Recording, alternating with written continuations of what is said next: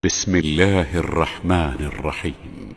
Ibnu Abbas mengatakan, ketika sahabat-sahabat kami mengatakan meteor sudah melesat menuju ke arah bumi, maka besok Dukhan dimulai.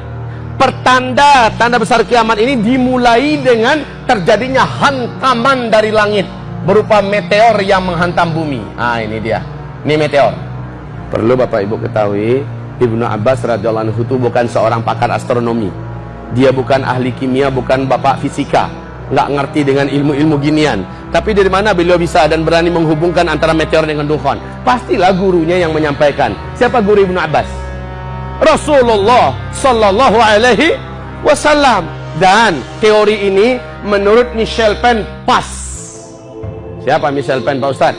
Michel Penn adalah seorang pakar senior ahli dalam masalah astronomi dunia dan menjadi rujukan NASA Amerika Serikat. Michel Penn mengatakan bahwa bumi kita saat ini sedang ada di tengah-tengah arus sungai meteor saat ini.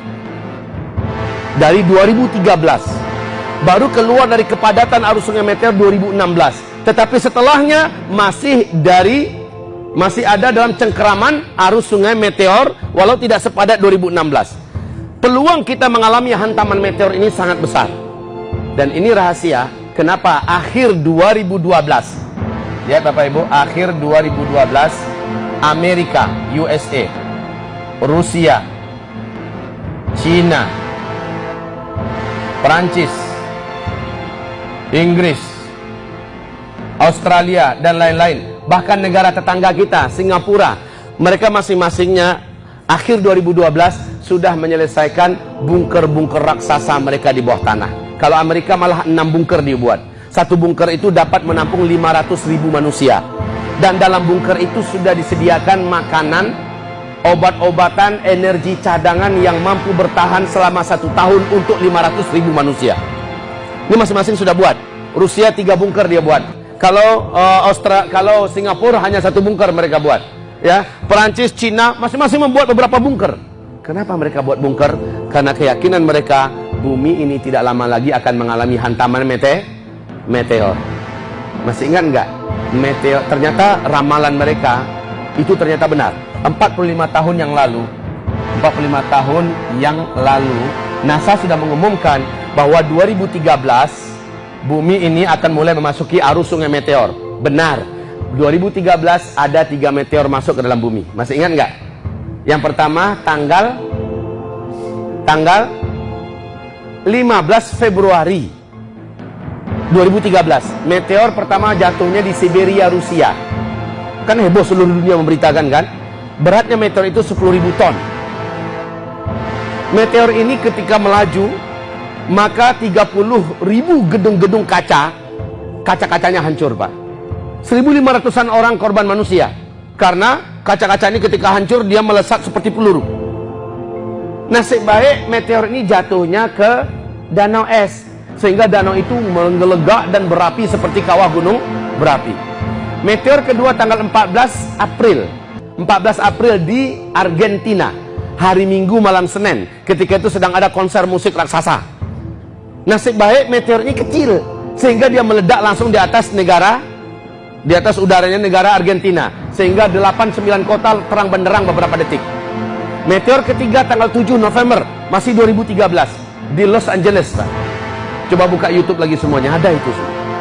Dan seterusnya kita menyaksikan melesat ratusan ribu meteor di malam hari. Untuk tahun 2017 ini 5 kali akan disaksikan oleh penduduk bumi meteor yang melesat ratusan ribu di malam hari dengan mata telanjang.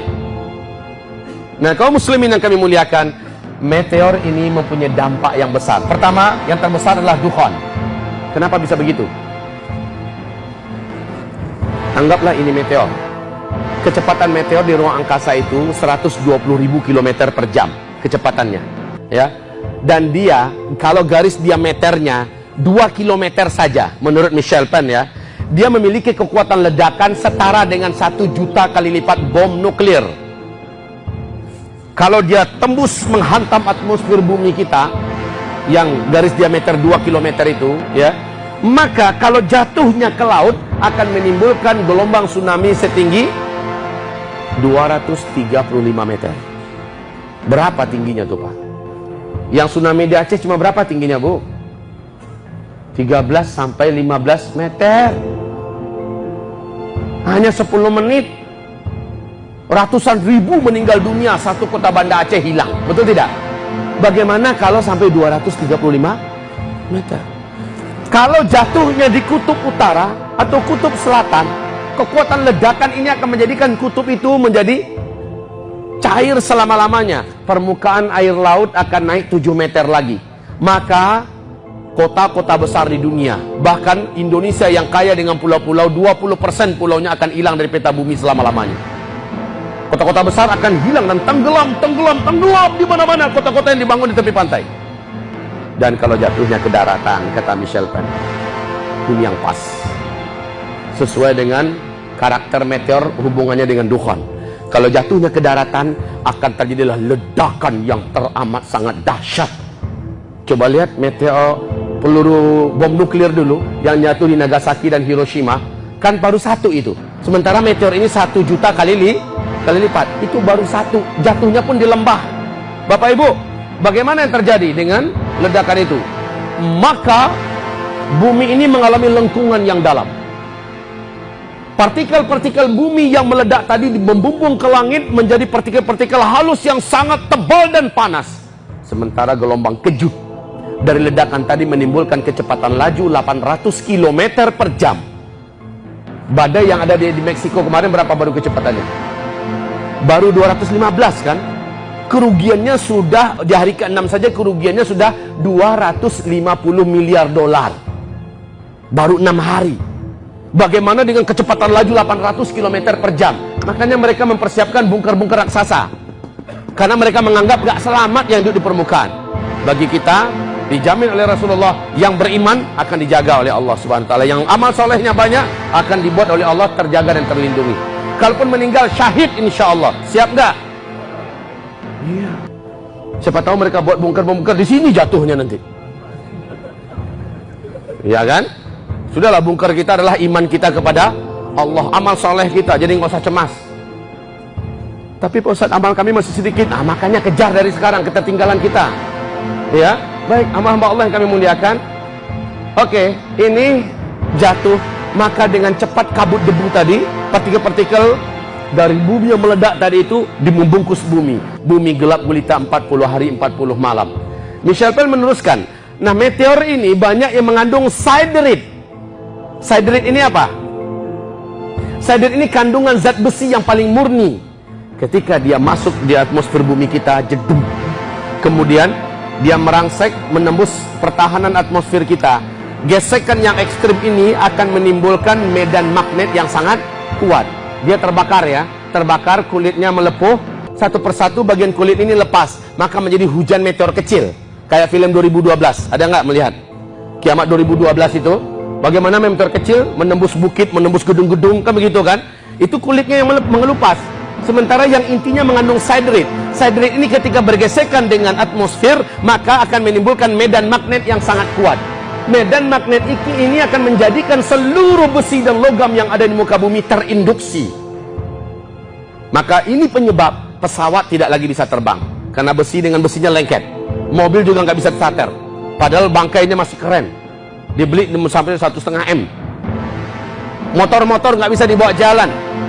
Maka seluruhnya, dan ini juga ketika pergesekan ekstrim ini menimbulkan gelombang elektromagnetika yang sangat tinggi. Akibatnya seluruh sinyal-sinyal, seluruh listrik yang ada berhenti total. Manusia kembali ke zaman Rasulullah. Dan Rasul bersabda, "Tsumma uttum min haitsu bada'tum wa uttum min haitsu bada'tum." Nanti kalian semua akan kembali seperti kondisi kalian hari ini. Kalian semua pada zaman itu akan kembali seperti zaman sekarang. Kalian pada zaman itu akan kembali zaman sekarang. Dan kata Rasulullah, saat Al-Mahdi nanti muncul, kalian akan berperang bersama Al-Mahdi menggunakan pedang, menggunakan tombak dan panah. Kendaraan kalian kembali kepada kuda.